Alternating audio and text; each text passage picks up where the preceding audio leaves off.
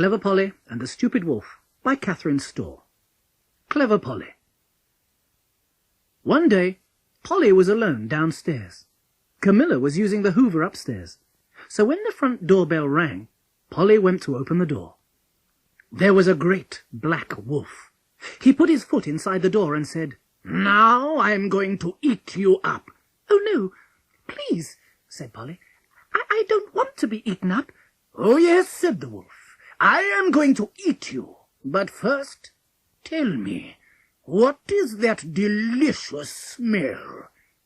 "Come down to the kitchen," said Polly, "and I will show you." She led the wolf down to the kitchen. There on the table was a delicious-looking pie. "Have a slice," said Polly. The wolf's mouth watered, and he said, "Oh, yes, please." Polly cut him a big piece. When he had eaten it, the wolf asked for another, and then for another. "Now," said Polly, after the third helping, "what about me?" "Sorry," said the wolf. "I'm too full of pie.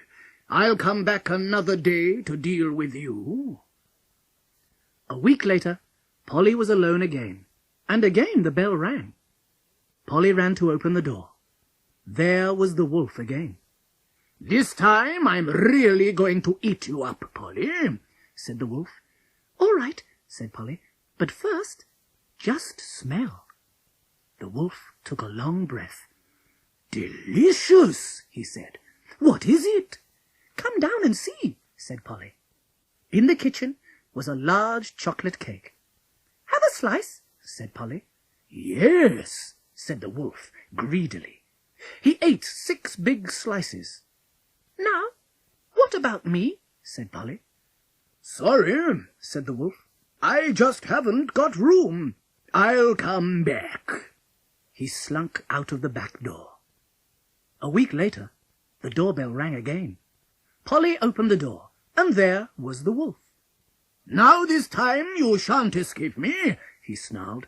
"Get ready to be eaten up now." "Just smell all around first," said Polly gently. "Marvellous," admitted the wolf. "What is it?"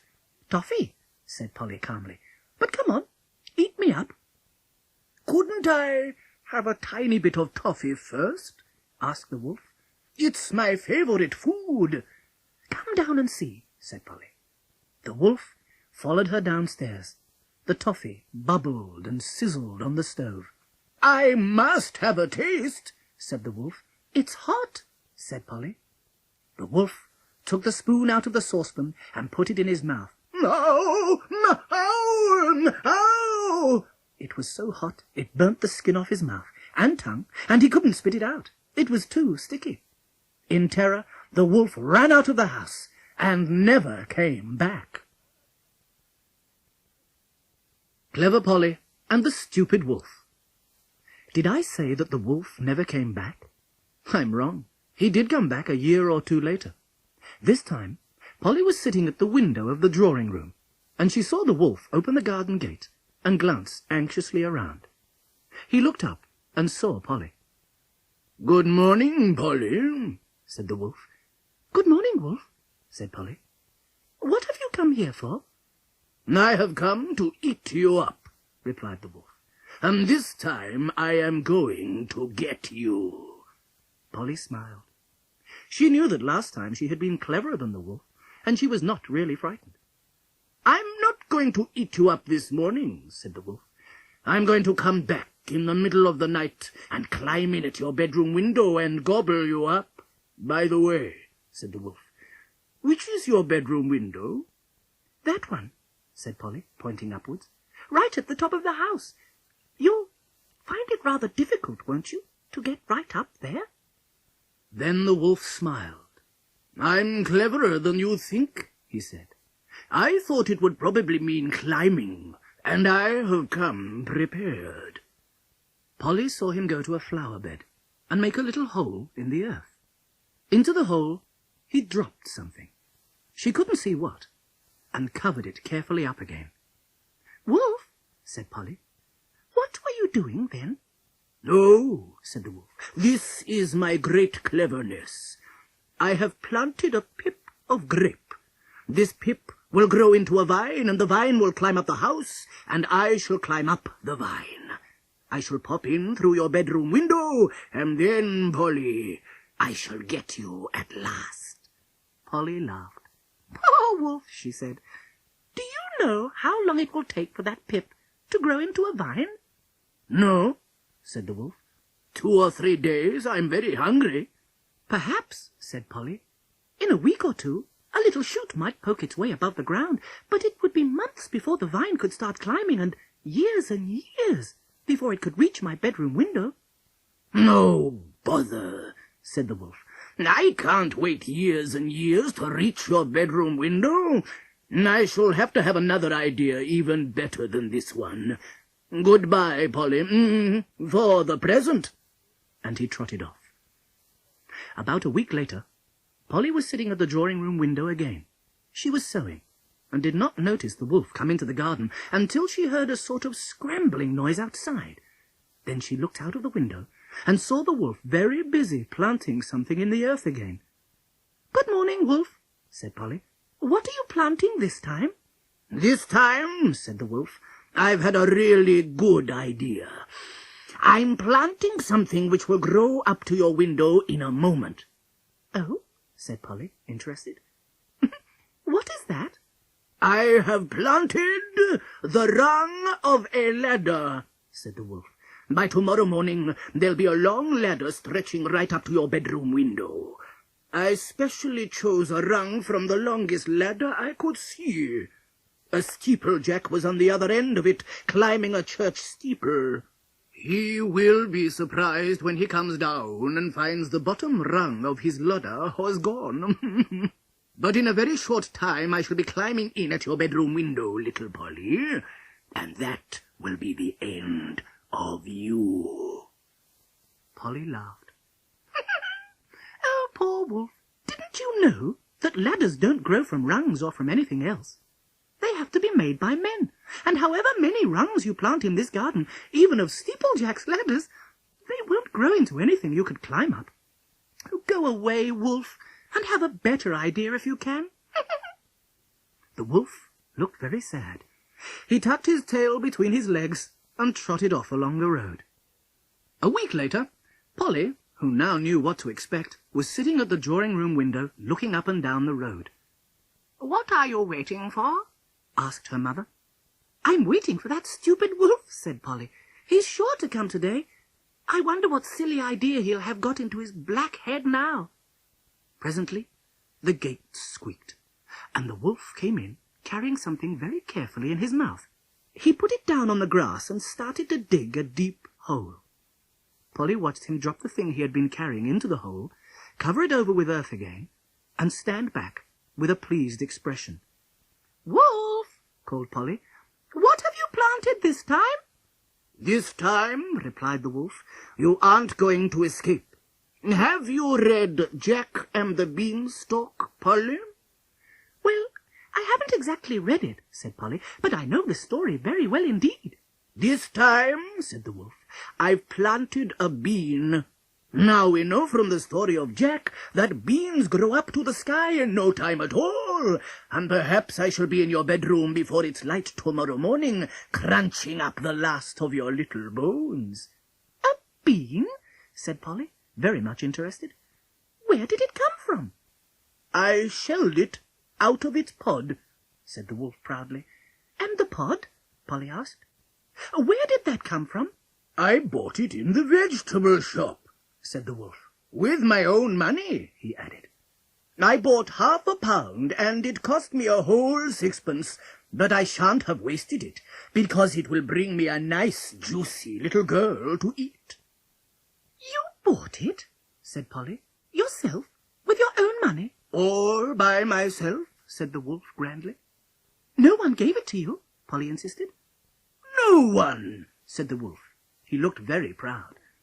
"You didn't exchange it for anything?" Polly asked again. "No," said the wolf. He was puzzled. "Oh, poor wolf," said Polly pityingly. "You haven't read Jack and the Beanstalk at all. Don't you know that it's only a magic bean that grows up to the sky in a night? And you can't buy magic beans. You have to be given them by an old man in exchange for a cow, or something like that. It's no good buying beans. That won't get you anywhere." 2 large tears dropped from the wolf's eyes. "But I haven't got a cow," he cried. "If you had, you wouldn't need to eat me," Polly pointed out. "You could eat the cow. It's no good, Wolf. You aren't going to get me this time. Come back in a month or 2, and we'll have a bean feast off the plant you've just planted." "I hate beans," the wolf sighed, "and I've got nearly a whole half-pound of them at home." He turned to go. "But don't be too cock-a-hoop, Miss Polly, for I'll get you yet." But clever Polly knew he never would. Little Polly Riding Hood. Once every 2 weeks, Polly went over to the other side of the town to see her grandmother. Sometimes she took a small present, and sometimes she came back with a small present for herself. Sometimes all the rest of the family went too, and sometimes Polly went alone. One day, when she was going by herself, she had hardly got down the front doorsteps when she saw the wolf. "Good afternoon, Polly," said the wolf. "Where are you going to, may I ask?" "Certainly," said Polly. "I'm going to see my grandma." "I thought so," said the wolf, looking very much pleased. "I've been reading about a little girl who went to visit her grandmother, and it's a very good story." "Little Red Riding Hood?" suggested Polly. "That's it!" cried the wolf. "I read it out loud to myself as a bedtime story. I did enjoy it. The wolf eats up the grandmother and Little Red Riding Hood. It's almost the only story where a wolf really gets anything to eat," he added sadly. "But in my book, he doesn't get Red Riding Hood," said Polly. "Her father comes in just in time to save her." "Oh, he doesn't in my book," said the wolf. "I expect mine is the true story and yours is just invented. Anyway, it seems a good idea." "What is a good idea?" asked Polly. "To catch little girls on their way to their grandmother's cottages," said the wolf. "Now, where had I got to?" "I don't know what you mean," said Polly. "Well, I'd said, where are you going to?" said the wolf.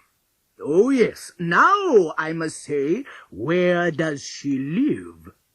Where does your grandmother live, Polly Riding Hood?" "Over the other side of the town," answered Polly. The wolf frowned.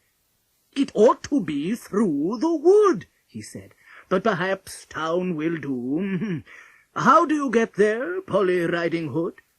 "First I take a train, and then I take a bus," said Polly. The wolf stamped his foot. "No, no, no, no!" he shouted. "That's all wrong. You can't say that. You've got to say, by that path winding through the trees, or something like that. You can't go by trains and buses and things. It isn't fair." "Well, I could say that," said Polly, "but it wouldn't be true. I do have to go by bus and train to see my grandma. So what's the good of saying I don't?" "But then it won't work," said the wolf impatiently. "How can I get there first and gobble her up and get all dressed up to trick you into believing I am her, if we've got a great train journey to do? And anyhow, I haven't any money on me, so I can't even take a ticket. You just can't say that." "All right, I won't say it," said Polly agreeably. "But it's true all the same. Now just excuse me, Wolf. I've got to get down to the station because I am going to visit my grandma, even if you aren't." The wolf slunk along behind Polly, growling to himself. He stood just behind her at the booking office and heard her ask for her ticket. But he could not go any further. Polly got into a train and was carried away, and the wolf went sadly home. But just 2 weeks later, the wolf was waiting outside Polly's house again. This time he had plenty of change in his pocket. He even had a book tucked under his front leg to read in the train. He partly hid himself behind a corner of brick wall and watched to see Polly come out on her way to her grandmother's house.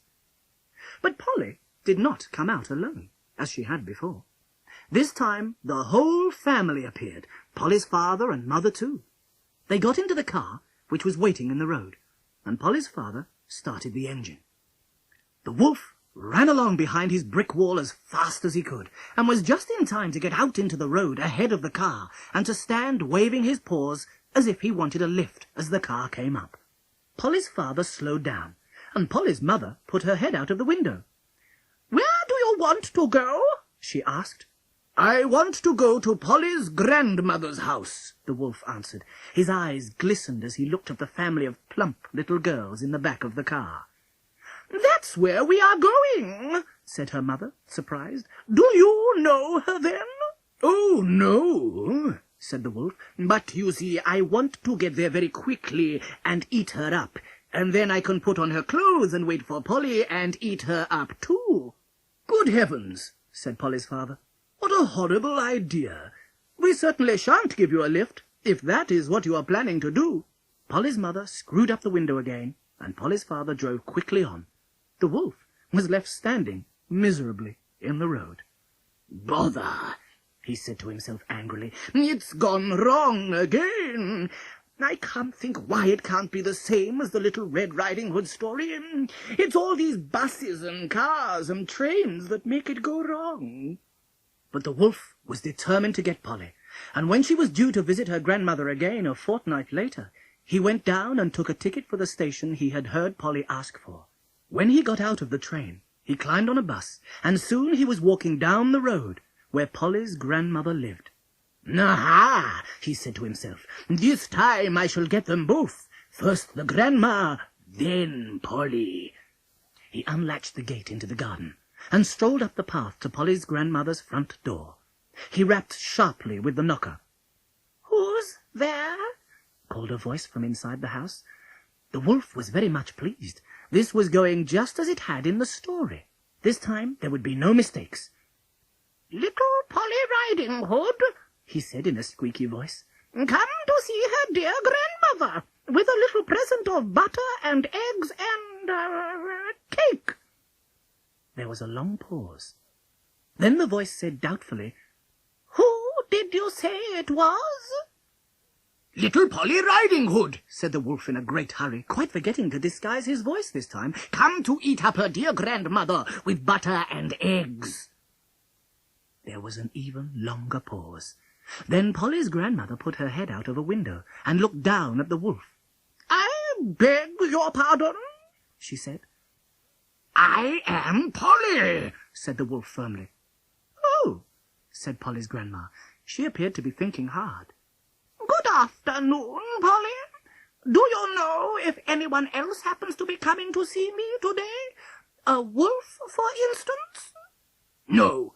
Yes," said the wolf in great confusion. "I met a Polly as I was coming here. I, Polly, met a wolf on my way here, but she can't have got here yet because I started specially early." "That's very queer," said the grandma. "Are you quite sure you are Polly?" "Quite sure," said the wolf. "Well, then, I don't know who it is who is here already," said Polly's grandma. "She said she was Polly, but if you are Polly, then I think this other person must be a wolf." No, I am Polly," said the wolf. "And anyhow, you ought not to say all that. You ought to say, 'Lift the latch and come in.'" "I don't think I'll do that," said Polly's grandma, "because I don't want my nice little Polly eaten up by a wolf. And if you come in now, the wolf who is here already might eat you up." Another head looked out of another window. It was Polly's. "Bad luck, wolf," she said. "You didn't know that I was coming to lunch and tea today instead of just tea, as I generally do, so I got here first. And as you are Polly, as you've just said, I must be the wolf, and you'd better run away quickly before I gobble you up, hadn't you?" "Bother, and bother," said the wolf. "It hasn't worked out right this time either, and I did just what it said in the book. Why can't I ever get you, Polly, when that other wolf managed to get his little girl?" "Because this isn't a fairy story," said Polly, "and I'm not Little Red Riding Hood. I am Polly, and I can always escape from you, wolf, however much you try to catch me." Clever, Polly, said Polly's grandma, and the wolf went growling away. The Visible Wolf. Polly was walking down the high street one morning, when on the opposite side of the road she saw the wolf behaving in a very peculiar manner. Sometimes he put out his tongue at passers-by, and sometimes he did a few dance steps in the gutter. Several times he seemed to be aiming a blow at someone's head. A few people were turning round to stare at him, but on the whole most of them were too polite to appear to take any notice. Polly was not afraid of the wolf when there were plenty of other people about, so she crossed the road and came up to where he was standing, making faces at a baby in a perambulator. "Wolf," she said, "you're behaving disgracefully. What on earth do you think you're doing?" The wolf jumped about 4 inches in the air as Polly spoke, and even after he had come down to earth again, he couldn't stop shaking. "You frightened me," he said plaintively, his teeth chattering, so that Polly could hear them. "I didn't expect you to speak to me. How do you know I am here?" "Don't be silly," Polly said impatiently. "Of course I know you're here. I can see you, for one thing." "You can see me?" the wolf said, apparently very much surprised. "Of course I can. And from what I can see, you are behaving very badly. I've never seen such an exhibition." "But you can't see me," the wolf protested. "I certainly can, but I'm invisible." Polly was, in her turn, so much surprised that she couldn't speak for a moment. When she could, she asked, "You're what?" "I'm invisible. You can't see me. No one can." "Tell me, Wolf," Polly asked kindly, "do you feel quite well? Have you got a headache? The sun has been rather hot this morning." "It's not the sun. I'm invisible, I tell you. I don't know how you came to be able to see me, if you really can, but I'm invisible to everyone else." "How do you know?" Polly asked. "Well, for one thing, she told me I would be." "Who did?" "The witch I bought the spell from, of course. It was very expensive, but I thought it would be worthwhile, because now I'm invisible, I can come when you aren't suspecting anything and catch you and eat you without any of this arguing.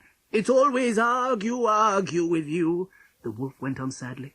"As soon as I've got it all nice and clear in my head about when I'm going to eat you, you have to start talking, and then I get muddled. Somehow you always seem to get me so that I don't know if I'm coming or going, if I'm full or I'm empty, and it always ends the same way," he finished disconsolately. "And that's with you going off scot-free, and me going off still hungry."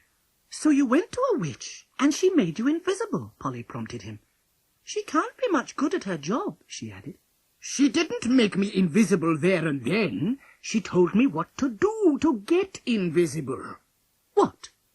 "Well, I had to go out when the moon was full, that was the day before yesterday, and pick birch bark and mix it with—" "Here," said the wolf suddenly, "I'm not going to tell you this spell for nothing. I had to pay for it, and if you want it, you'll have to pay too."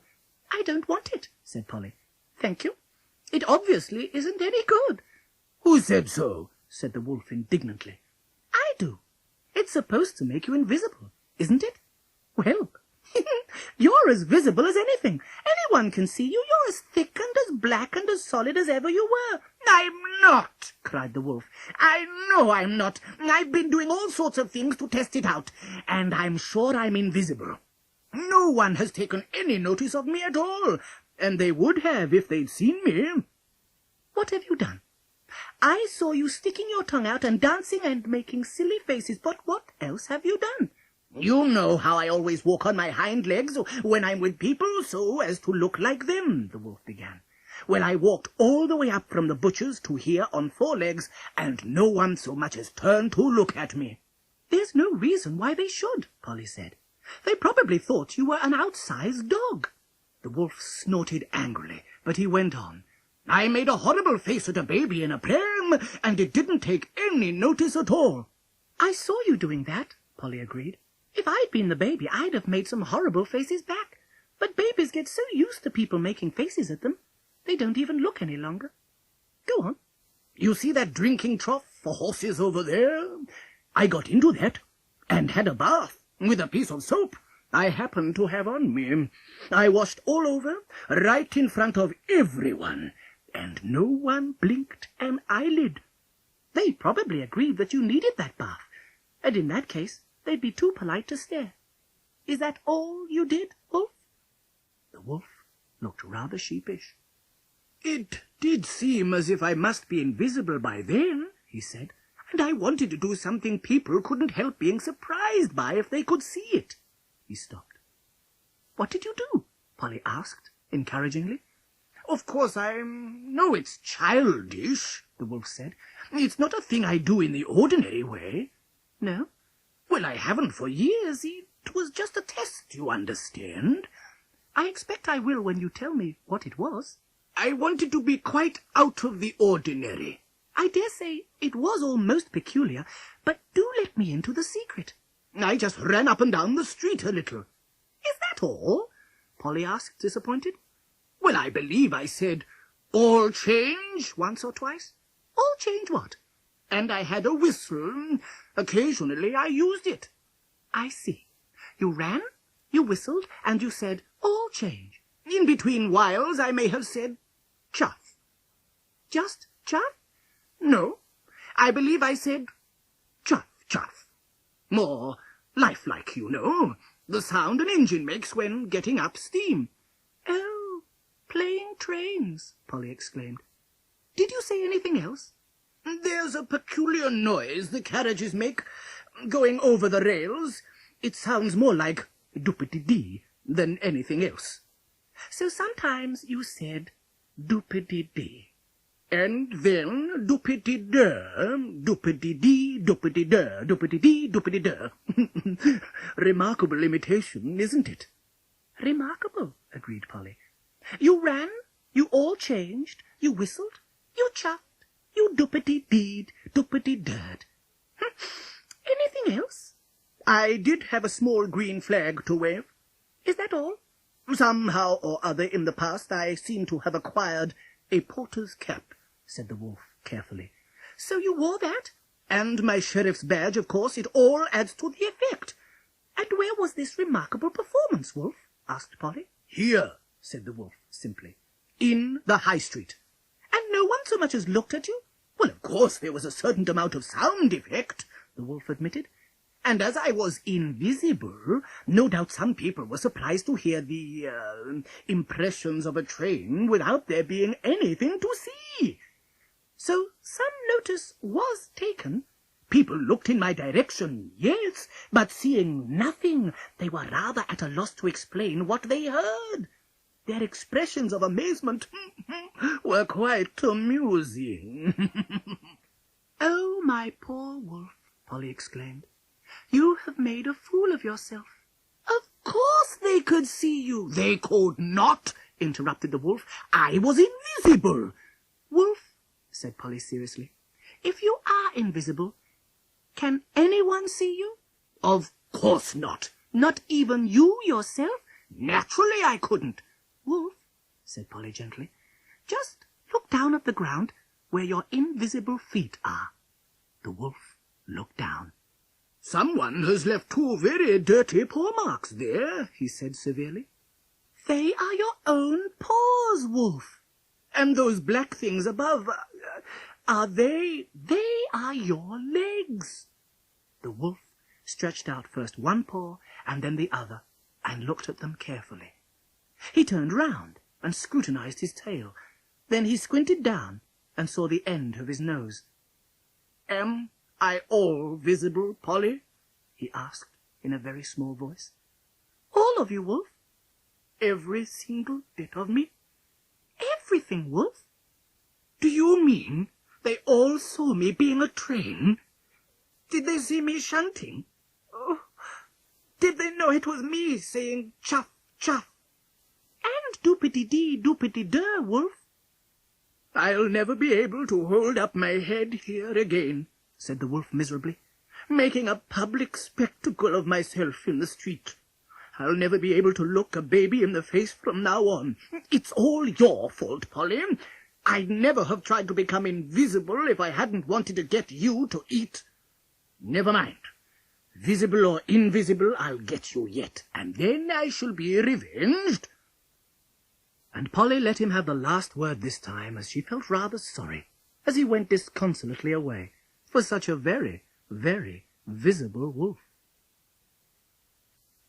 Huff, puff. It was a very calm and sunny day, when Polly heard a most peculiar noise outside the house. It sounded like a small storm. She could hear the wind whistling round the corner of the house, but when she looked up at the treetops, they were not even swaying. Everything was perfectly still. The noise stopped. Polly went on reading. Suddenly it began again. The clean washing, hung out at the back of the house, blew about violently for a short time, but the treetops and clouds took no notice. It was very odd. Again the noise stopped, as suddenly as it had begun. Polly went to the sitting-room window, which looked out in front of the house, but she could see nothing. She went to the kitchen at the back of the house and looked out. She saw the wolf. He was leaning against the garden wall and fanning himself with a large leaf off a plane tree. He looked hot and exhausted. As Polly looked, he stopped fanning, threw away the leaf, and began some extraordinary contortions. First, he bent himself double and straightened up again. Then he made 1 or 2 huge bites at nothing, and appeared to swallow some large mouthfuls of air. Then he threw back his head and snorted loudly. Finally, he bent double again and started to breathe in. As he breathed in, he stood up and swelled out. He swelled and he swelled, till from being a thin black wolf, he became quite a fat black wolf, and his chest was as round as a barrel. Then he blew. So that was the extraordinary noise, Polly said to herself. She opened the kitchen window and leant out. The curtains blew about behind her in the wolf-made wind. "What are you doing, wolf?" she called out to him, as his breath gave out and the noise got less. "Practicing," the wolf said airily. "Just practicing." "What for?" "Blowing your house down, of course." "Blowing down this house?" Polly asked. "This house? But you couldn't. It's much too solid." "It looks solid, I admit," the wolf said, "but I know that's all sham, and if I go on practicing, I'll get plenty of push in my blow, and then one day, hey presto! That's what they always say in books," he added. "Over it will topple, and I shall eat you up." "But this is a brick house," Polly objected. "Well, I know it looks like brick, but it can't really be brick. It's mud, really, isn't it now?" "You're thinking of the 3 little pigs," said Polly. "They built their houses of mud and sticks. The first 2 did, didn't they?" "Well, yes, I am," the wolf admitted. "But there's only one of you, so I thought you'd probably build 3 houses, one of mud, and the next of sticks, and then a brick one." "This is the brick one," said Polly firmly. "Did you build the others first?" asked the wolf. "No, I didn't. And I didn't build this one either. I just came to live in it." "You're sure it's not mud underneath that sort of brick pattern?" asked the wolf anxiously. "Because when I was huffing and puffing just now, it seemed to me to give a sort of wobble, as if it might fall down sometime if I blew hard enough." Polly felt a little frightened, but she was fairly sure the wolf couldn't blow down a brick house. So she said, "Try again and let me see." The wolf doubled himself up, filled himself out, and then blew with all his might. The blades of grass and the rose bushes and the clean washing waved madly in the wind, but the house never stirred at all. "No," said Polly, very much relieved, "you aren't blowing down this house. It really is brick, and I don't see why you should expect to be able to blow down a brick house. Even the wolf in the 3 little pig story couldn't do that. He had to climb down the chimney." "I thought if I practiced long enough, I might be able to," the wolf said. "After all, that incident with the pigs was a long time ago. We've probably learnt a lot about blowing since then. The wonders of science, you know, and that sort of thing.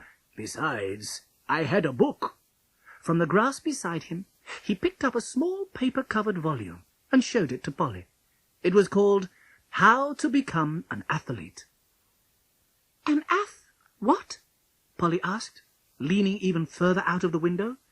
Good at games, that means, the wolf explained. Wait a minute. There's a bit here.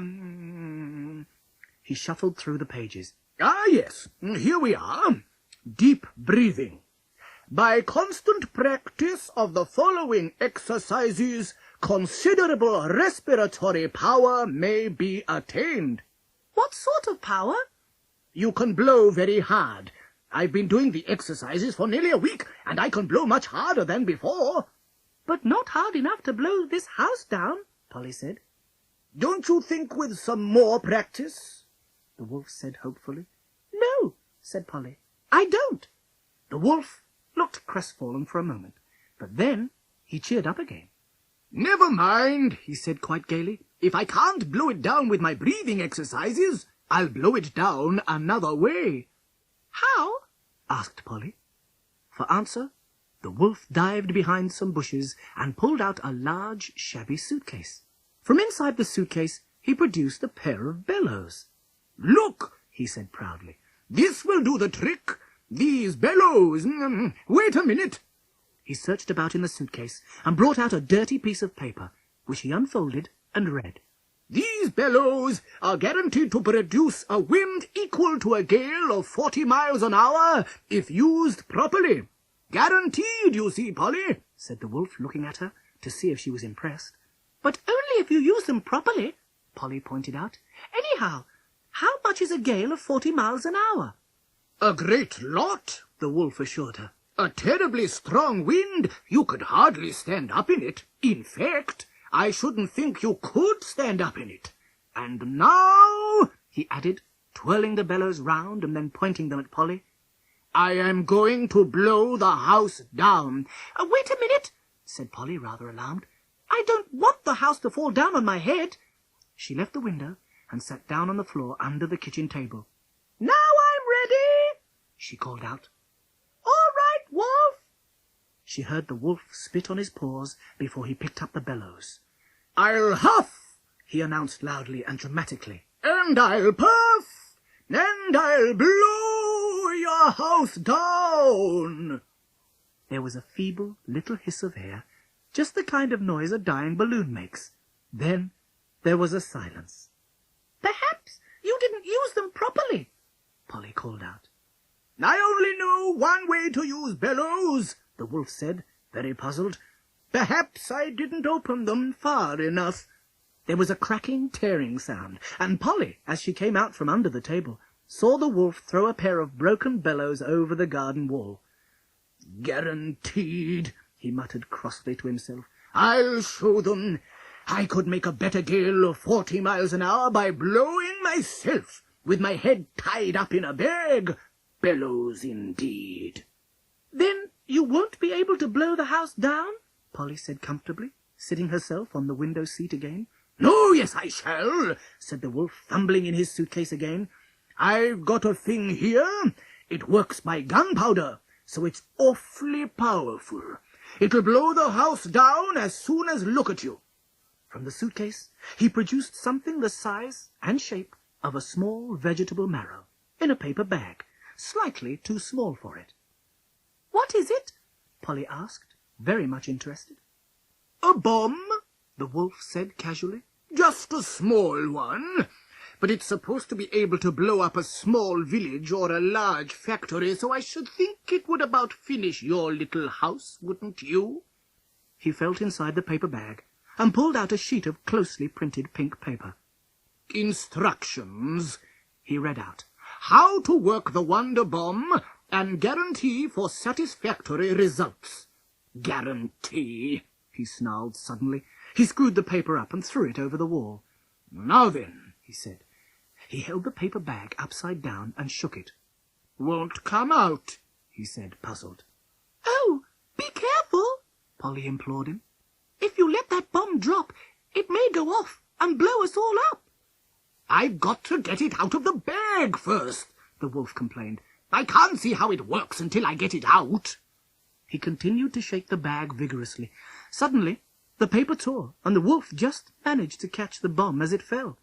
"Now," he said, smelling it doubtfully all round, "somewhere there must be something you have to do to get it to go off. The man in the shop did show me, but I can't quite remember. A pin you pull out, I think, or push in, or something like that." "Oh, do be careful," Polly said anxiously. She was terribly frightened, but it didn't seem much use to go and hide anywhere if the whole house was going to be blown up at any moment. "Instructions," the wolf said suddenly. "There should be some instructions." He looked inside the torn paper bag. Then he looked in his suitcase. Then he looked at Polly.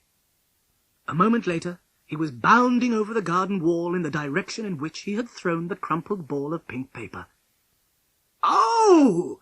Polly heard from the other side of the wall. "Now, wow!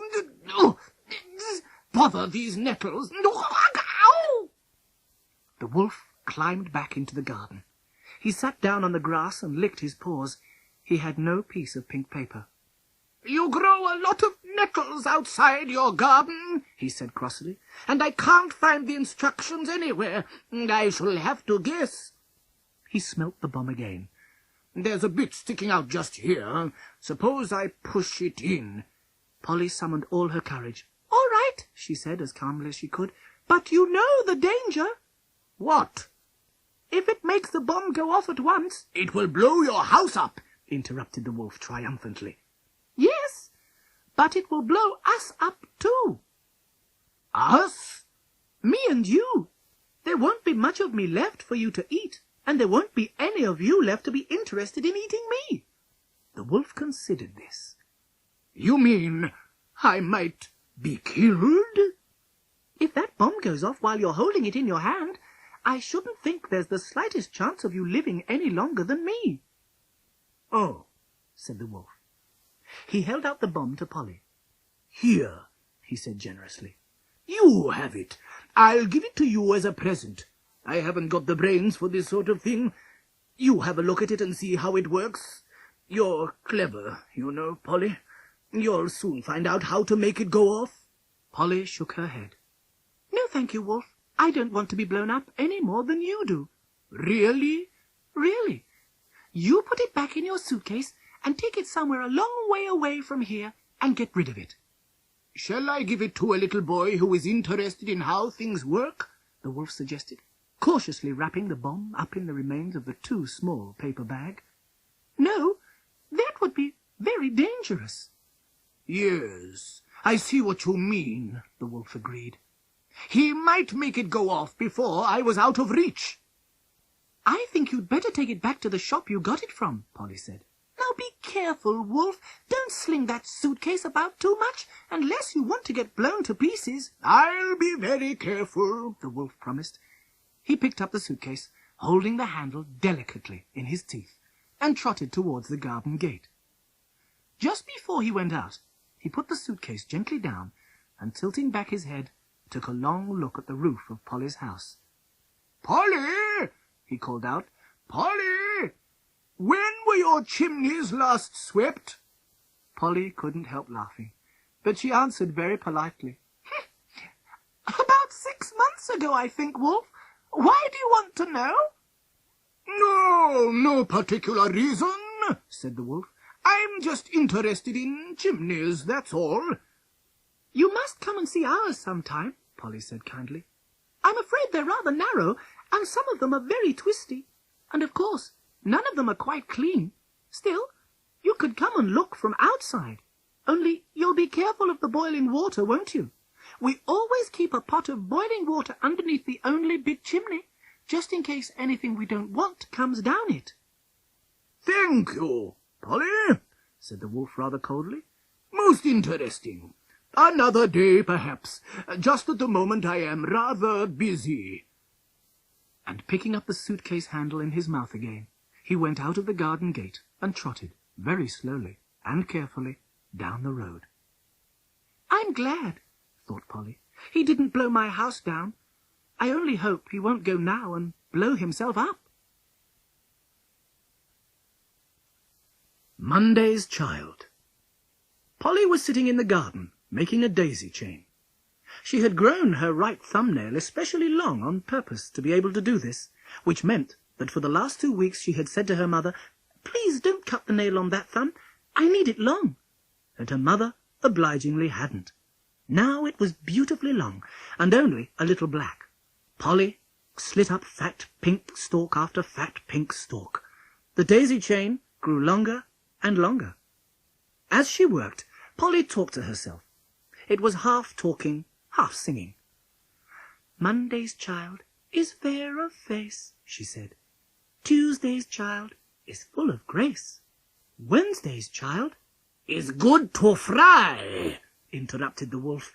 He was looking hungrily over the garden wall. "That's not right," said Polly indignantly. "It's Wednesday's child is full of woe. Thursday's child has far to go. There's nothing about frying in it at all." "There's nothing about woe or going far in the poem, I know," protested the wolf. "What would be the use of that?" "The use?" Polly repeated. "It isn't meant to be useful exactly. It's just to tell you what children are like when they're born on which days." "Which days?" the wolf asked, puzzled. "Well, any day, then."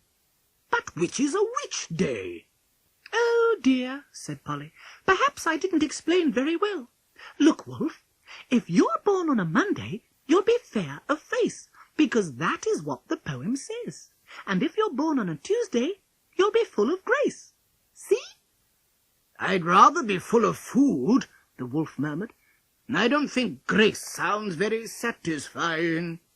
"And if you're born on a Wednesday, you'll be full of woe," said Polly, taking no notice of the interruption.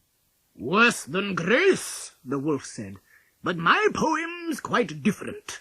My poem says that Wednesday's child is good to fry. That's much more useful than knowing that it's full of woe. What good does it do anyone to know that? My poem is a useful poem." "Is it all about frying?" Polly asked. The wolf thought for a moment.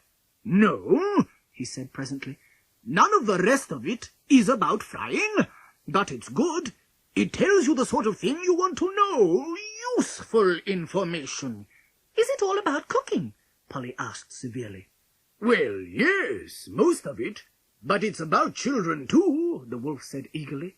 "That's disgusting," said Polly. "It isn't. It's most interesting and instructive. For instance, I can probably guess what day of the week you were born on, Polly." "What day?" The wolf looked at Polly carefully. Then he looked up at the sky and seemed to be repeating something silently to himself. "Either a Monday or a Friday," he said at last. "It was a Monday," Polly admitted. "But you could have guessed that from my poem." "What does yours say?" the wolf asked. "Monday's child is fair of face. Tuesday's child is full of grace. And I am fair, in the hair anyway," Polly said. "Go on, say the whole poem." Polly said, "Monday's child is fair of face. Tuesday's child is full of grace. Wednesday's child is full of woe. Thursday's child has far to go. Friday's child is loving and giving. Saturday's child works hard for its living. But the child that is born on the Sabbath day is bonny and blithe and good and gay." "Pooh!" cried the wolf. "What a namby-pamby poem! There isn't a single thing I'd want to know about a child in the whole thing. And anyway, most of it you could see with half an eye directly you met the child." "You couldn't see that it had far to go," Polly argued. "No," the wolf agreed. "That's the best line, certainly. But it depends how far it had to go, doesn't it? I mean, if it had gone a long, long way from home, you might be able just to snap it up without any fuss. But then it might be tough from taking so much exercise. Not really much help." "It isn't meant to be much help in the way you mean," said Polly. "And it isn't what I call a poem either," the wolf added. "Why?" asked Polly. "It rhymes, doesn't it?" "Oh, rhymes," said the wolf scornfully. "Yes, if that's all you wanted, jingles along, if that satisfies you. No, I meant it doesn't make you go all funny inside like real poetry does." It doesn't bring tears to your eyes and make you feel you understand life for the first time, like proper poetry. Is the poem you know proper poetry? Polly asked suspiciously. Certainly it is, the wolf said indignantly. I'll say it to you, and then you'll see. Monday's child is fairly tough. Tuesday's child is tender enough. Wednesday's child is good to fry. Thursday's child is best in pie. Friday's child makes good meat roll. Saturday's child is casserole. But the child that is born on the Sabbath day is delicious when eaten in any way. Now, you can't hear that without having some pretty terrific feelings, can you? The wolf clasped his paws over his stomach and looked longingly at Polly. It gives me a queer tingling feeling in my inside, he went on, like a sort of beautiful hungry pain, as if I could eat a whole lot of meals put together and not be uncomfortable afterwards. Now, I'm sure your poem doesn't make you feel like that. No, it doesn't, Polly admitted. Does it make you feel anything? The wolf persisted. No, but I like it. I shall have my children born on Sunday, and then they'll be like what the poem says. That would be nice, agreed the wolf. But one very seldom gets a Sunday child. I believe they're delicious, even if you eat them without cooking at all. I didn't mean to eat, said Polly coldly. I meant children of my own, bonny and blithe and all that. What day did you say you were born on? The wolf inquired. Did you say Monday or Friday? Monday, said Polly. Fair of face. Fairly tough, said the wolf thoughtfully to himself. Still, there's always steaming, he added, or stewing in a very slow oven. Worth trying, I think. He made a bound over the garden wall onto the lawn, but Polly had been too quick for him. She had run into the house and shut the door behind her before the wolf had recovered his balance from landing on the grass. Ah, well, sighed the wolf, picking himself up. These literary discussions very often don't get one anywhere. A tough proposition, this, Polly. I'll concentrate on something tenderer and easier to get for today. And picking up the daisy chain which Polly had left behind her, he wound it round his ears and trotted peacefully out of the garden and away down the road. The Wolf in the Zoo. One day, Polly was taken to the zoo by her mother. She went to see the bears and the sea lions, the penguins and the camels. She saw the fishes and the monkeys and snakes and mice and tortoises. Then she saw the lions and the tigers, and she enjoyed it all very much. Now, she said to her mother, I want to see the foxes and the wolves. I want to see if my wolf is like other wolves. Her mother showed her where the cages were, but she said she would sit down and wait for Polly, as she didn't want to go and see the foxes and wolves herself. So Polly went over to the cages and looked at the foxes, who seemed to be asleep, and at a hyena who was awake, but cross. Then she moved on to look at the wolves. In one cage there was a smallish wolf eating alone.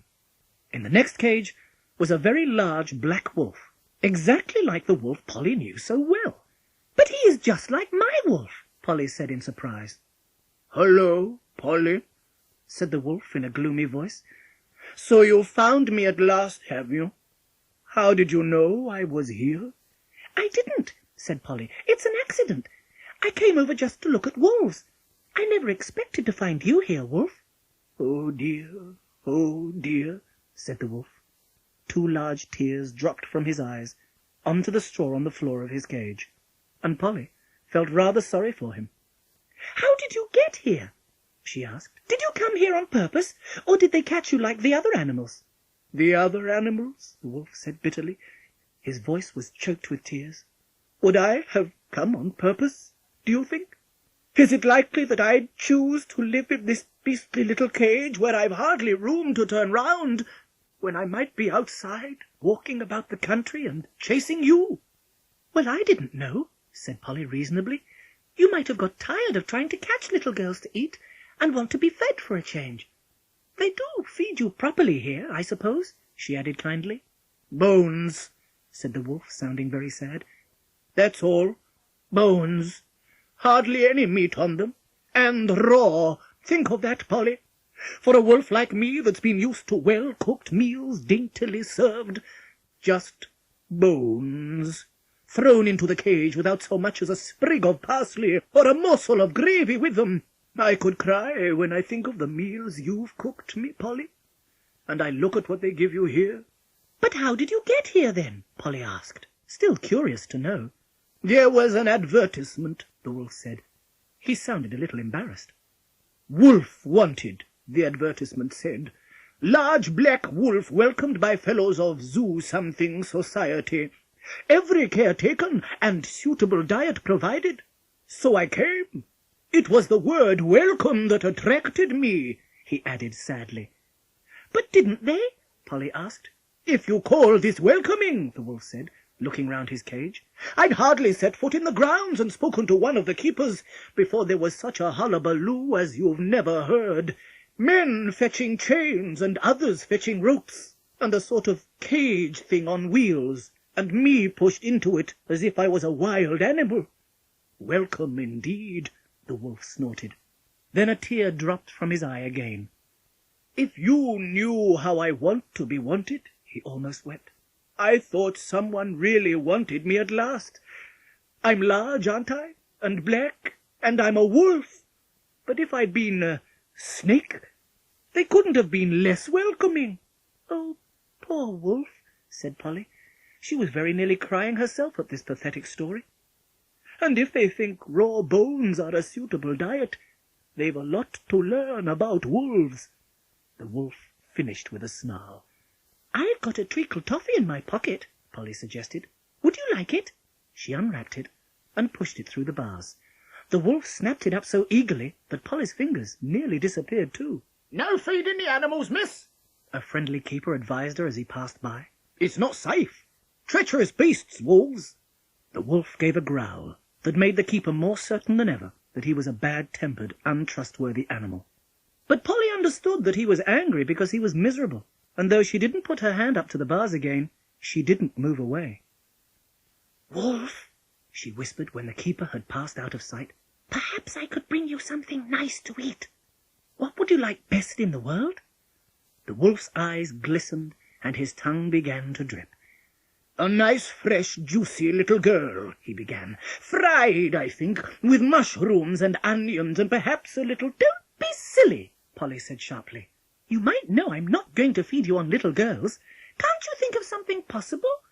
Apple pie, for instance, or a Cornish pasty, or fudge, perhaps. Do you like fudge, Wolf?" "I'd rather have a little began the wolf, but as he caught Polly's eye, he altered what he had been going to say. "I'd like almost anything," he admitted, "except bones. We get plenty of them here. But what I'd like best, Polly, if you could manage it, would be for you to get me out of here." "Out of your cage?" asked Polly. She looked doubtfully at the strong bars and the lock on the door.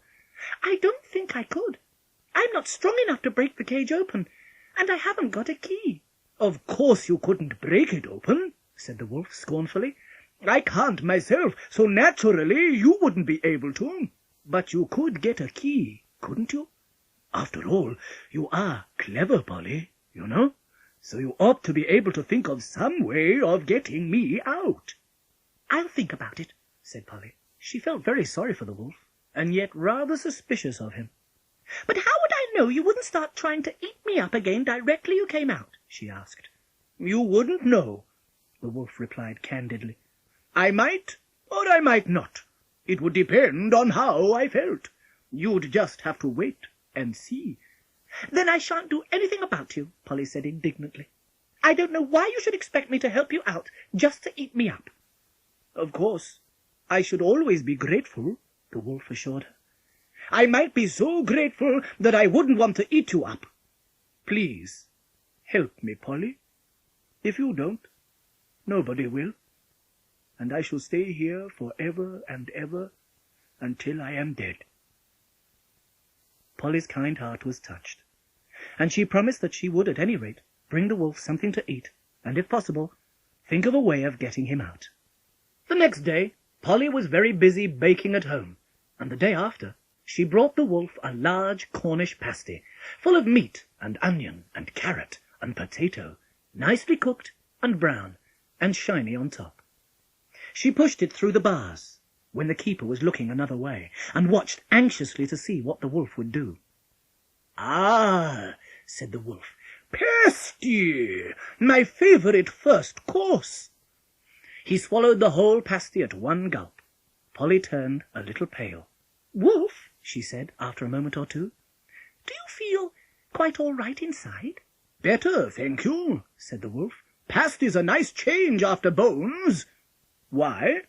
"I didn't mean you to eat it all in one gulp like that," Polly began. "That's all right, thank you, Polly. You don't know what good digestions we wolves have got. Why, I could swallow down a tender little morsel like you in about 3 bites, I should say. And as for a little pasty like that one, why, it just slipped down without any trouble." "Yes, I dare say," said Polly sadly. "But it wasn't just an ordinary pasty." "Excellent," declared the wolf, licking his chops. "Yes, but it hadn't just got meat and vegetables in it. A touch of garlic, a suspicion of chives. It had a key in it." There was a short silence. "Would the key have fitted the lock on the door of my cage?" the wolf asked casually. "I think so," Polly said. "I went specially to a shop and asked for the sort of key that opens cage doors, and it looked all right." "So I should have been able to let myself out." "That was what I thought," said Polly. There was another short silence. "Wow," said the wolf suddenly. "I've got an awful pain in my... down here. It's hard and knobbly. It's got a sort of handle to it. I'll have to go and lie down." "I'll try again," Polly said as she prepared to leave. "But next time, Wolf, do for goodness sake look before you eat whatever I send." 2 days later, a long, thin parcel arrived for the wolf. He tore off the wrappings, and inside was a stick of brightly coloured rock, with Brighton written across the end. A suspicious keeper, who had come to make sure the parcel contained nothing contraband, smiled sourly as he saw the wolf studying the rock, and left him with it, removing the brown paper and string. "It's a message," said the wolf to himself. "I shall eat it very slowly and read the message as I go, and then I shall know how to escape." He licked busily at one end of the stick. After some time, he had got rid of about an inch of rock, but the writing still said Brighton. "Funny," thought the wolf.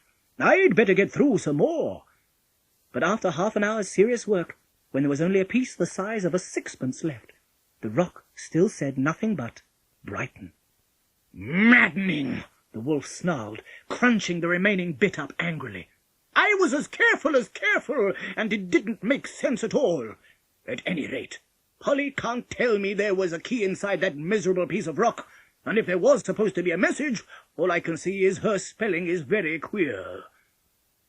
When Polly arrived a week or so later, she looked sadly at the wolf through the bars. "So it went wrong again," she said. "I'd expected you to be out by now." "How could I get out?" the wolf asked crossly. "I thought you'd have filed your way out. That stick of rock I sent you." "It didn't make sense," the wolf grumbled. "Brighton, it said, all the way through. What use is that to me? I don't know." "Oh, you stupid animal," Polly said, exasperated. "The stick of rock was just to throw the keepers off the scent. The important thing in the parcel was the file. That was why it had to be a long, thin parcel. I meant you to file through the bars to get out. I suppose you threw the file away with the paper and string." The wolf didn't answer this, but Polly could see that she had guessed right. "Here's your last chance," she said, handing over a small bottle with a closely printed label. "And this time, don't make any stupid mistakes, Wolf. I've got to go now. Mother's waiting for me." When she had gone, the wolf considered the bottle carefully. It had no wrappings, so there couldn't be a file concealed there. He drew out the cork with his teeth and smelt the contents. Then he stuck a long, red tongue down the neck of the bottle and tasted. "Ah," he said to himself, "very good, sweet and strong. I'll drink it slowly, very slowly, and then I shall find out if it's got anything hidden inside." He drank. When Polly saw the wolf walking quietly on a road near her home a few days later, she called out to him, "Wolf, so you got out all right this time?" "Yes," said the wolf rather shortly. "I got out." "You put the sleeping medicine in the keeper's cup of tea, I suppose?" "No," said the wolf uneasily. "I didn't exactly do that." "In his pot of beer?" "No." "In his tonic water?" "As a matter of fact," the wolf admitted, "I didn't give it to him at all. I drank it myself." "But it said on the label—" "I didn't read the label. Last time you sent me something with writing on it. Wasn't any help. So this time I just drank the medicine to make sure there wasn't anything hidden in the bottle." "And what happened?" "Well, I went to sleep. And I slept, and I slept, and I slept. So they thought I was dead. And after about a day they didn't bother to lock the cage door. So I woke up, and I came out. I just walked out, and here I am.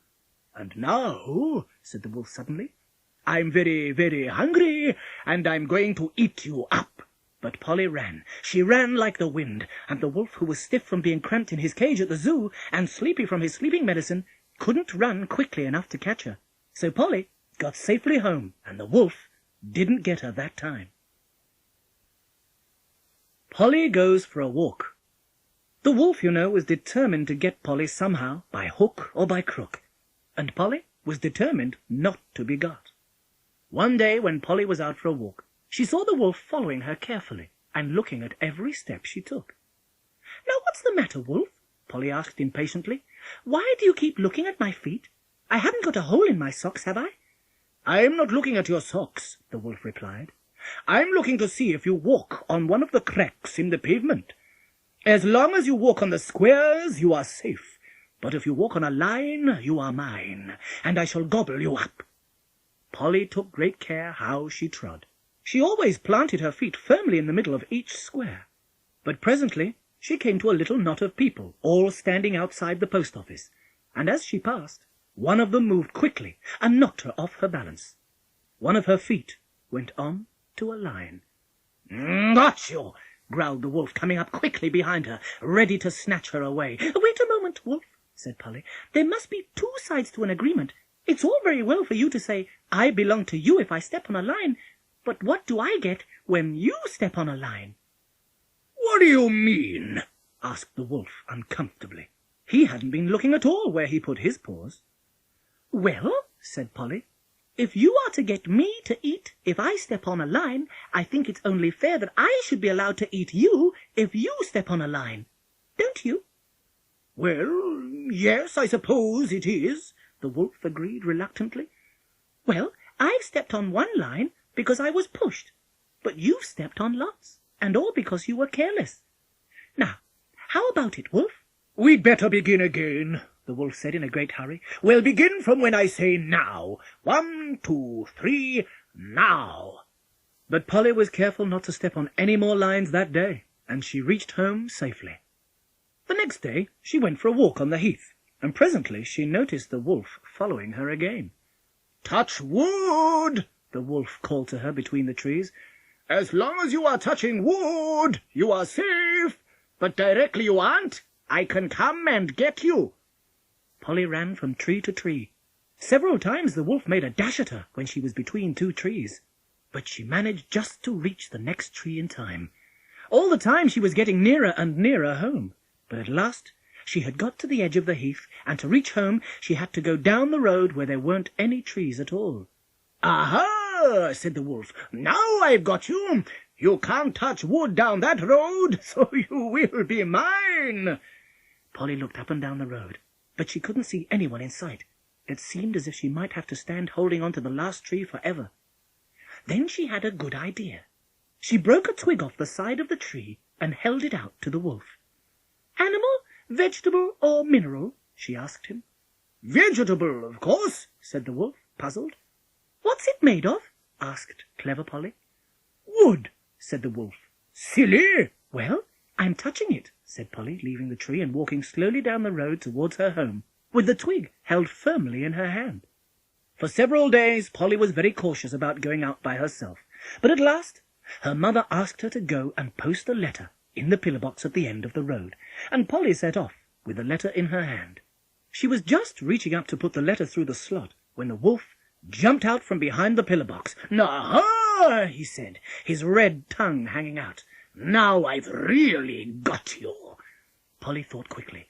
She had almost let the letter fall through the slot, but now she held on to it. "Listen, Wolf," she said, "why do you think I came out here?" "For a little breath of fresh air," suggested the wolf. "No, try again," said Polly. "To meet me?" said the wolf, his eyes glistening. "Not even that," said Polly.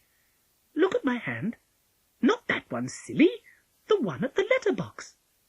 "To post a letter," said the wolf in surprise. "Right at last," said Polly. "And do you know who this letter is from, and whom it's to?"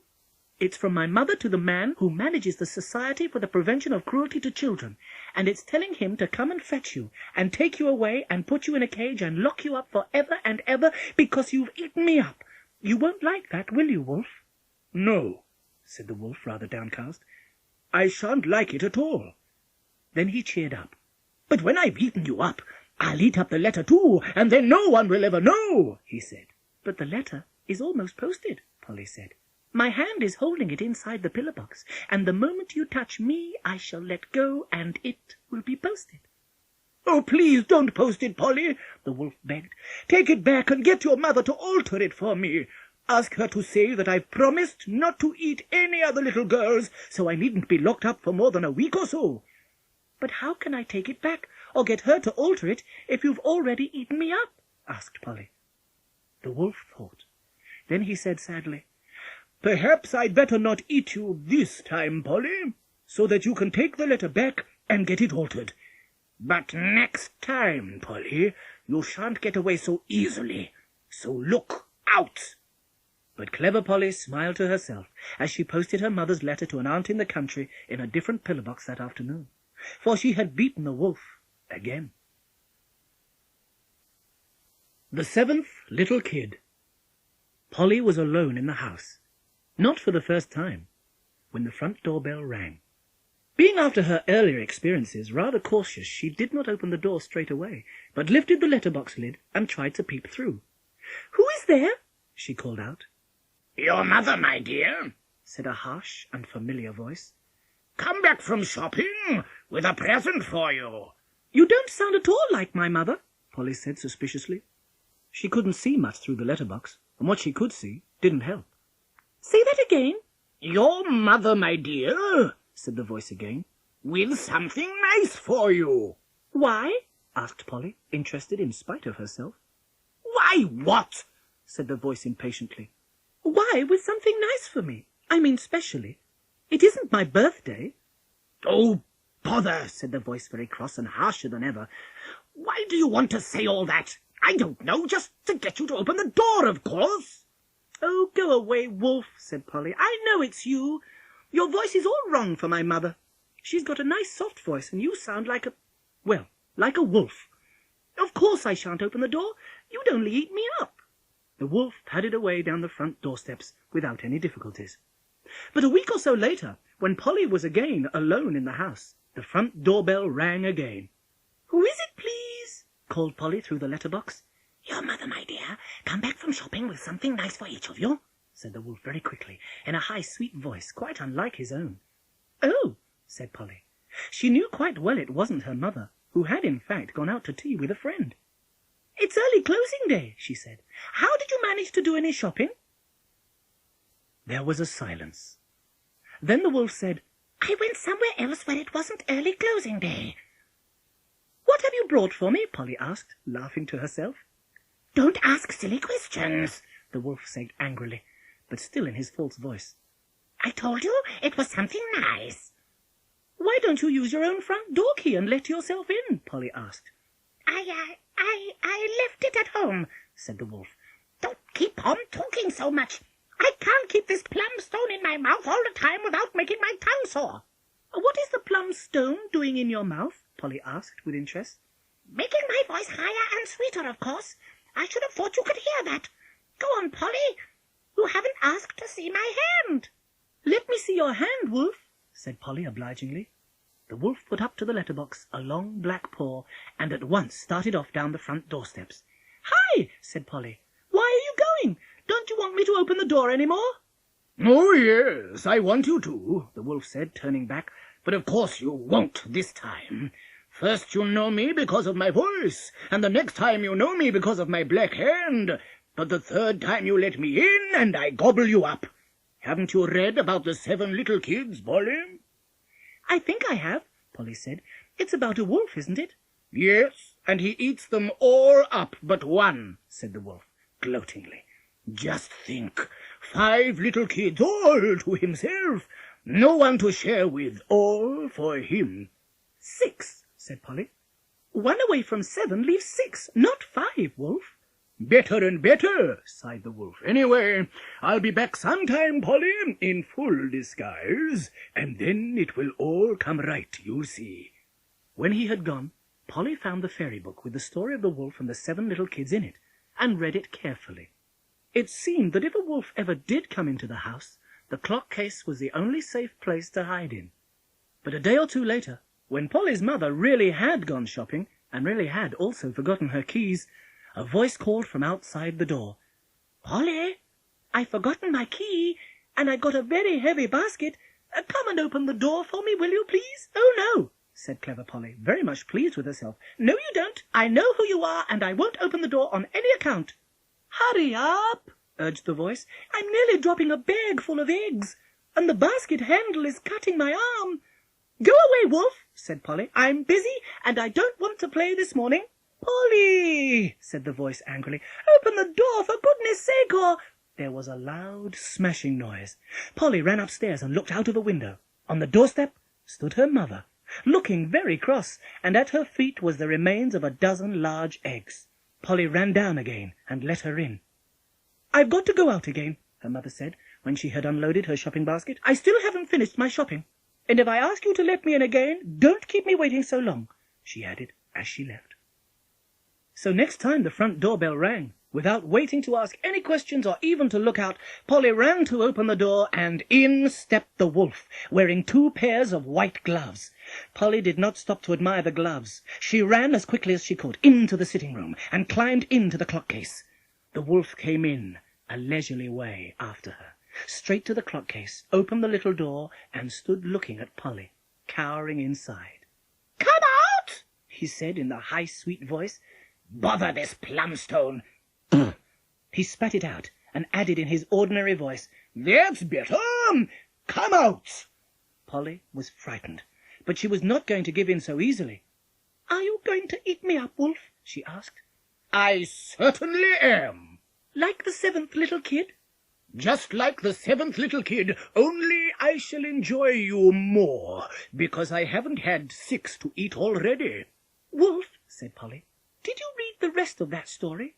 "I read up to where he ate the 6 little kids," said the wolf. "I wasn't interested in what happened after that." "So you don't know what happened to that wolf, and what will happen to you if you eat me?" "No," the wolf said uneasily. "Must you tell me now? Make it short. I'm terribly hungry." "I'll be as quick as I can," Polly promised. "But I think you ought to know what you're letting yourself in for." The mother goat knew, of course, what had happened to her kids, so she found the wolf when he was asleep, and she cut him open with her big scissors and got the kids out of his stomach, and sewed him up again with 6 big stones inside. "Wow!" the wolf exclaimed. "Of course, she gave him an anesthetic," he suggested a moment later. "Something so that he didn't feel anything." "I don't believe so," Polly answered. "I wonder if the wound hurt afterwards," the wolf pondered.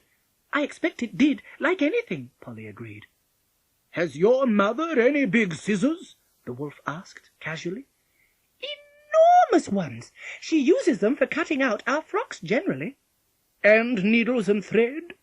"Very big needles for sewing carpets, and that tough thread, all hairy and hard." "And I can't be sure never to go to sleep," the wolf said under his breath. "Well, goodbye, Polly," he went on aloud. "It's been so nice seeing you. Remember me to your mother. I'm afraid I can't stay till she gets back. And you can come out of that clock case," he called back as he reached the front door. It slammed behind him. From the other side of it came the sound of someone licking the doorstep. "Eggs," Polly heard the wolf say to himself. "Not very well cooked. Funny place to fry eggs, a doorstep. Still, is better than nothing. Thoughtful of them to have left them there, as I can't have Polly herself." In the wolf's kitchen. Polly had been very careful for a long time not to give the wolf a chance of catching her, but perhaps she got a little careless, for one day she had hardly got outside the house before the wolf had caught her up in his mouth and run away with her. He took her into his house, locked the door behind them, and said, "Now, Polly, I've really got you at last, and this time all your cleverness won't help you, for I am going to gobble you up." "Oh, very well," said Polly obligingly. She looked round. "Where is the kitchen?" she asked. "The kitchen?" said the wolf. "But of course, the kitchen," Polly said. "You are going to cook me, aren't you?" "Oh, Wolf," she said as she looked at his surprised face, "you can't mean that you were going to eat me raw?" No, of course not," said the wolf hastily. "I shouldn't think of it. Of course I'm going to cook you. The kitchen is here, along this passage, but I'm afraid it's rather dark and rather, well, not quite as clean as it might be." "Never mind," said Polly, following him. "I dare say that won't bother me." The kitchen was very dark and very dirty. The windows were covered with soot and cobwebs. The floor had not been swept for days, and all the cups and plates needed washing. It was a terrible sight. "Oh, dear," said Polly as she looked round. "You certainly need someone to do a little housework here, Wolf. Now let's think what we are going to eat for lunch today, and then while you go out and do the shopping, I'll see if I can make this look a little better." "We needn't think about what we are going to eat," snarled the wolf, "because I am going to eat you." "Oh, Wolf," said Polly sadly, "how terribly impatient you are. Just feel my arm and see if I'm ready to be eaten yet." She stuck out her elbow. The wolf felt Polly's elbow and shook his head. "Bony," he said. "Very disappointing, and you always looked such a nice, solid little girl." "I'd make a much better meal for you if you fattened me up a bit first," Polly assured him. "If you expect me to go out catching little boys and girls for you to get fat on, you're very much mistaken," the wolf said indignantly. "No," said Polly, "I don't. All I suggest is that I should stay here for a little and try to get fat on my own cooking. Of course I should cook for you as well," she added, "and you know I cook quite nicely." "I remember," said the wolf dryly. "Well then, won't you go out and get some carrots and potatoes and some rashers of bacon and perhaps tomatoes and mushrooms, and I'll make a stew for today," said Polly. The wolf grumbled a little, but at last he went out with a large market basket, locking the front door behind him. While he was gone, Polly scrubbed the kitchen table and the floor. She lit the fire and swept the hearth. She washed all the dishes and polished the saucepans till they winked. The only thing she couldn't do was to get the windows quite clean, because as she was locked in, she couldn't wash the outsides. When the wolf came back, he found the kitchen still rather dark, but spotless and shining. Polly peeled the potatoes while the wolf sliced up onions and carrots, and presently a pot was simmering over the fire, sending out the most delicious smells. "Mmm," said the wolf greedily a little later. "Very good, this stew. This ought to fatten you up, Polly. Have some more, and mop up your gravy with a big hunk of bread." "I couldn't eat any more, thank you," said Polly politely. "But there is a little more for you, Wolf, if you can manage it." The wolf held out his plate and gobbled up his third helping. It was too dark for him to see how very little Polly had really eaten, and he felt full and comfortable and certain that on this sort of food Polly would soon be plump enough to eat. After the meal, the wolf fell asleep and slept soundly till the next morning. Then he felt Polly's arm again to see if she was ready to be eaten yet. "Still disgustingly bony," he said snappishly. "Never mind," said Polly. "There's no hurry. Today, Wolf, we'll have cheese pudding and sultana roll. Here is a list of what you'll have to buy, and while you are out, I'll go on cleaning the house." "Are cheese pudding and sultana roll fattening?" asked the wolf suspiciously. "Very," said Polly. "Why, my grandma never eats them because she is trying to get thinner. But people who want to get fat eat almost nothing but sultana roll." So the wolf went out and did the shopping, but he remembered to lock the door behind him. And when he came back, Polly made cheese pudding and sultana roll, and again at dinner Polly ate very little, and the wolf ate a great deal, and went to sleep afterwards, and dreamt of Polly pudding and Polly roll in happy, greedy dreams. The next day the wolf felt Polly's arm, and it was still very bony. "Today," he said, "you had better cook something really solid. I can't wait much longer, and I don't believe you are getting fatter at all. I believe you cheated me when you said yesterday's meal was fattening." "All right," said Polly. "We'll have toad in the hole and pancakes." "Pancakes!" said the wolf joyously. Then he added in a suspicious voice, "I don't like toads. They don't taste at all nice." No, said Polly, "not real toad. Sausages in batter. Very good and very filling." So for lunch they had toad in the hole and pancakes. Polly ate 2 mouthfuls of toad in the hole and 1 small pancake, but the wolf ate a meat tin full of toad and 11 pancakes thick with sugar. Afterwards he was too full to go up to bed, but slept in the kitchen with his feet on the mantelpiece.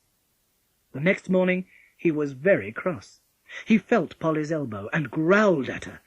"You're only skin and bone still," he said. "You're not worth the trouble I've been to get you. Why aren't you getting fat? I'm getting fatter since you've been here. Why aren't you?" "I don't know," said Polly, pretending to look very sad. "I was much fatter than this at home." "Are you cooking properly?" asked the wolf. "Just like your mother cooks?" "I thought I was," said Polly, "but there must be something wrong about what I do. Perhaps I've left something out, or put in something wrong." "Think," the wolf urged her. "Think hard. I can't wait much longer, and you don't seem to be getting any fatter." Polly thought. Then she shook her head. "It's no good," she said. "Whatever it is, I can't think of it." "Wouldn't your mother know?" asked the wolf. "Now that's really a good idea," said Polly. "Clever wolf to think of that. I'll go home and ask my mother what I've been doing wrong, and then when she has told me, I can cook so as to make me fat enough for you to eat."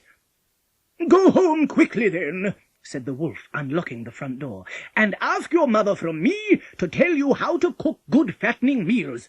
Don't let her forget anything, and don't you forget this time. Hurry up, Polly. I can't wait till you come back." And Polly did hurry up, and perhaps the wolf is still waiting, for she ran home and never went back to the wolf's kitchen again. The Wolf in Disguise. "Now," said the wolf to himself one day, just before Christmas, "I really must catch that Polly. I've tried this, and I've tried that, and I've never managed to get her yet. What can I do to make sure of her this time, and get my Christmas dinner?" He thought and thought, and then he had a good idea. "I know," he exclaimed. "I'll disguise myself. Of course, the trouble before has always been that Polly could see I was a wolf. Now I'll dress up as a human being, and Polly won't have any idea that I am a wolf until I have gobbled her up." So the next day the wolf disguised himself as a milkman, and came round to Polly's house with a float full of milk bottles. "Milko!" he called out, but the door did not open. "Milko!" said the wolf louder. "Just leave the bottles on the doorstep, please," said Polly's voice from the window. "I don't know how much milk you want today," said the wolf. "You'd better come and tell me." "Sorry, I can't," said Polly. "I'm on top of a ladder, hanging up Christmas decorations, and I can't come down just now. I've left a note saying how much milk I want in one of the empty bottles." Sure enough, there was the note. The wolf looked at it and left 2 pints, as it said, and then went off, very cross. Being a milkman was no good, he could see. Polly wouldn't open the door just for a milkman. A day or 2 later there was a knock on the door of Polly's house, and there on the doorstep stood a large, dark butcher, with a blue stripy apron, and a wooden tray of meat over his shoulder. He rang the bell. A window over the front door was opened, and a head all white with soapsuds looked out. "Who is that?" asked Polly's voice. "I can't open my eyes, or the soap will get into them." "It's the butcher," replied the wolf, "with a large, juicy piece of meat for you." He had decided that Polly certainly wouldn't be able to resist the piece of meat. "Thank you," said Polly. I'll be down in a minute or two. I've just got to finish having my hair washed, and then I'll come down and open the door." The wolf was delighted. In a minute or two Polly would open the door, and he would really get her at last. He could hardly wait. His mouth began to water as he thought about it, and he felt terribly hungry. "She is being a long time," he thought. "I'm getting hungrier and hungrier. I wonder how long hair-washing takes." He had put his meat tray down on the doorstep while he waited, and now he looked longingly at the piece of meat on the tray. It was juicy and very tempting. "She doesn't know how large it is," he said to himself. "She would never miss one bite of it." So he took one bite. It was delicious, but it made him hungrier still. "I'm sure more than 2 minutes have gone," he thought. "I'll have to have another bite to keep myself going." His second bite was larger than his first. "Really, it isn't worth leaving just that little bit," he said as he swallowed down the last bit of meat. "Polly will never know whether I've got the meat or not. I'll keep the tray up where she can't see it, and she'll think the meat is still there." He hoisted the tray onto his shoulder. Just at that moment Polly looked out of the window again. "Sorry to be so long," she called out. "Mother would give me a second soaping, and please, butcher, she says, is it frying steak or stewing steak?" "No, both," said the wolf quickly. "Either," he added. "But where is it?" asked Polly. "Just now when I looked out I saw a great piece of meat on your tray, but now it isn't there." "Not there?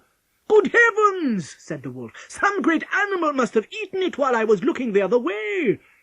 "Oh dear," said Polly. "So you haven't any meat for us then?" "No, I suppose I haven't," said the wolf sadly. "Well, I shan't come to the door then," said Polly.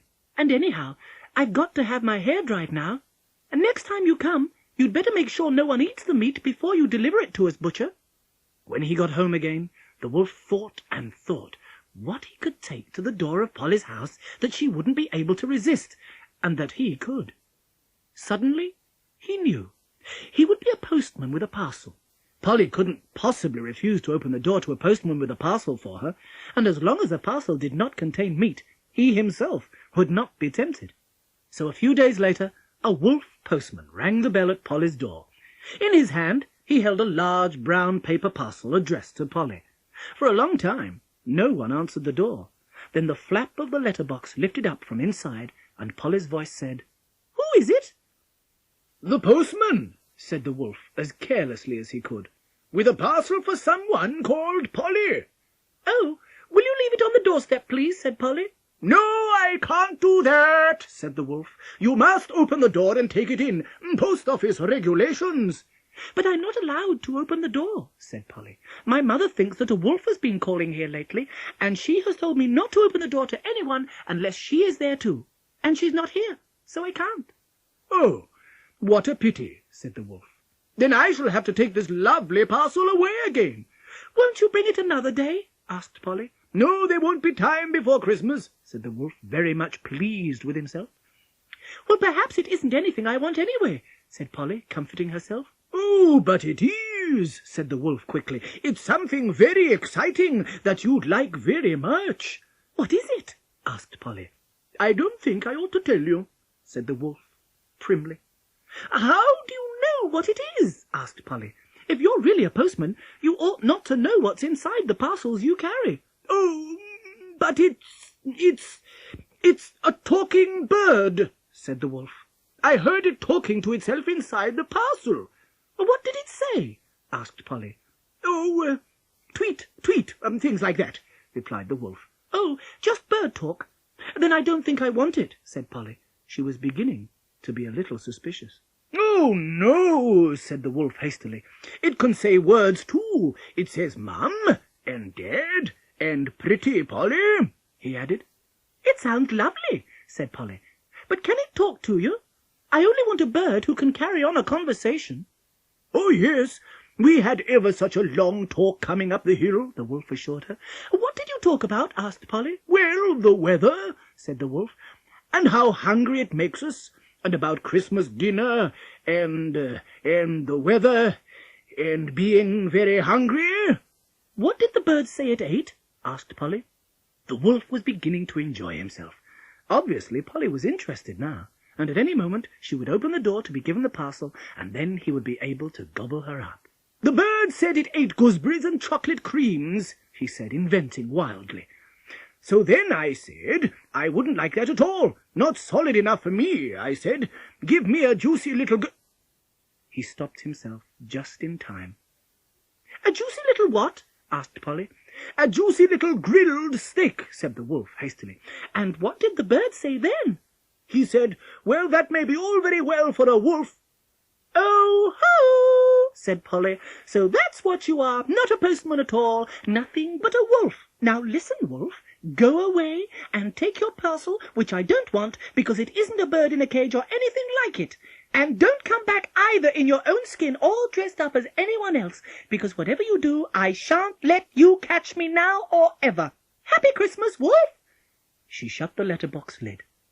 So the wolf did not get his Christmas dinner, after all. A short story. Outside Polly's house, the lawn was white with daisies in the spring, and one day Polly, looking out of the window, saw the wolf sitting on the grass, busily taking the petals one by one off a daisy. He was muttering to himself. Polly leaned a little further, and rather dangerously out of the window, to listen. He wasn't saying, she loves me not as you or I might, but I get her, I don't get her, I get her, I don't get her. Bother! He ended suddenly, throwing away a stalk with no petals left on it. Obviously, he had not got the answer he wanted. He picked another flower and started again. I get her! He announced loudly, looking up at the house triumphantly as he came to the end of his daisy. Oh, no, you don't, said Polly. I saw you take off 2 petals together and count them as one. Cheating, wolf, that is, and very unfair. I didn't think anyone was looking, the wolf said. You must have terribly good eyesight to be able to see from there. I have, said Polly. But even if I hadn't, you ought not to cheat. You don't deserve to get anyone or anything if you cheat because no one is looking. So you don't think I shall get you then? The wolf asked, disappointed. Not on that daisy, Polly answered. On the others? The wolf asked hopefully. If you do them all, Polly answered decidedly. Do you mean I've got to do the whole lot? The wolf said in despair. He looked round the lawn. Why, there are hundreds here, he protested. It would take me years to take the petals off all of them. But you'll never know if you're going to get me or not, unless you do, Polly insisted. But by the time I've finished these daisies, there'll probably be some more coming up. It will keep you rather busy, Polly admitted. But I expect you'll get through quite a lot if you stick to it. Besides, you'll get quicker in time. Practice, you know, she said encouragingly. But my paws are so clumsy, the wolf protested. It isn't as if I had neat little hands like you. You've quite nice paws for a wolf, Polly said kindly. You wouldn't like to help me, I suppose? The wolf asked hopefully. No, thank you, said Polly. I've got quite a lot of other things I want to do. If I get through all these daisies, said the wolf, and it ends up that I'm going to get you at last, will you agree to come along quietly, without any fuss? Polly looked round the lawn. There were hundreds, probably thousands of daisies. But then the wolf might get really quick at taking the petals off, or he might cheat. This isn't all the daisies in the world, wolf, Polly pointed out. Oh, but surely there are enough here, the wolf almost wailed. Quite enough, Polly said. But of course you'll never know if it's the truth until you've got to the last daisy. And of course I couldn't agree to be eaten quietly without any fuss if I didn't know it was the truth. You mean I've got to unpick all the daisies there are anywhere, everywhere? Cried the wolf. And when you get to the very last, if it says you are going to get me, I'll come, said clever Polly. You can start here, she added. There are a nice lot here to begin with. So the wolf spends his time picking daisies on Polly's lawn, and as there are plenty of daisies in the world, Polly thinks it will be a long time before he finds out whether or not he will ever get her. A very long time.